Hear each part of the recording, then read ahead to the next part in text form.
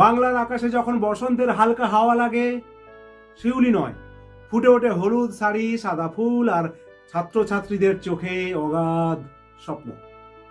এই দিনটাই সরস্বতী পুজো। বাংলার ঘরে ঘরে এই পুজো শুধু একটি ধর্মীয় অনুষ্ঠান নয়, এটা শিক্ষার প্রতি শ্রদ্ধা, সংস্কৃতির প্রতি ভালোবাসা, আর ভবিষ্যতের প্রতি অগাধ বিশ্বাস।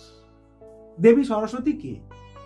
সরস্বতী তিনি বিদ্যার দেবী, তিনি সুরের দেবী, তিনি সেই আলো যে অন্ধকার মনকে আলোকিত করে। তার হাতে বীণা, কোলে বই, আর চোখে শান্তি।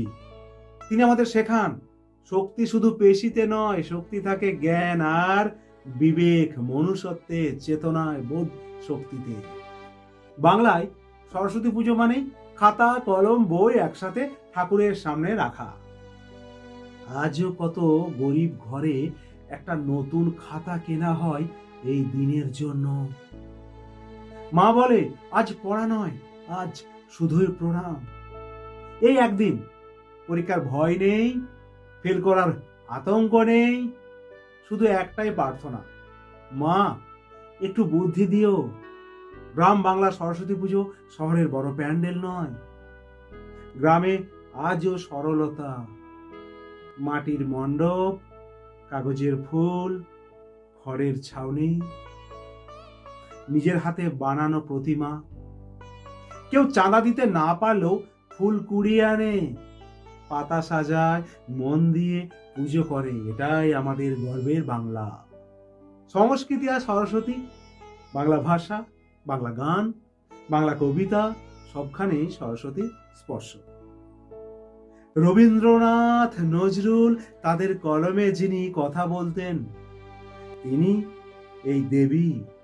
এই পুজো আমাদের মনে করিয়ে দেয় সংস্কৃতি ছাড়া জাতি বাঁচে না। আজকের বাস্তবতা, আজ অনেক ছাত্র হতাশ, নম্বর কম, চাকরি নেই, ভবিষ্যৎ অনিশ্চিত। কিন্তু সরস্বতী পুজো বলে জ্ঞান কখনো বৃথা যায় না। আজ না হোক কাল, যে শেখে সে একদিন মাথা উঁচু করে দাঁড়ায়। শুধু পড়াশোনাটা দরকার, শিক্ষা দরকার আমাদের। আজ সরস্বতী পুজো, আজ শুধু ফুল দিও না, আজ প্রতিজ্ঞা করো পড়াশোনা ছাড়বো না, সৎ থাকবো, জ্ঞানকে সম্মান করব। কারণ যে জাতি বিদ্যাকে সম্মান করে তাকে কেউ দুর্বল করতে পারে না। মা সরস্বতী আমাদের সবাইকে জ্ঞান, বিবেক আর মানবতা দান করুন।